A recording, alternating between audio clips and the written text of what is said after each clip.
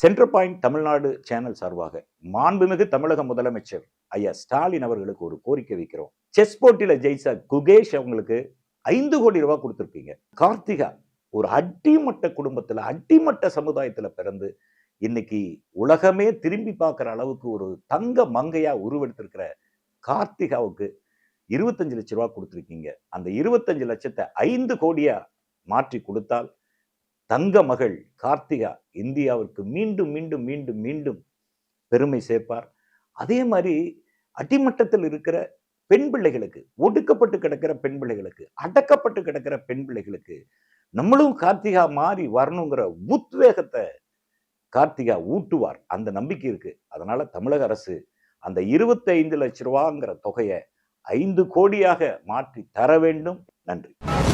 நடுநிலை தவறாத centre point.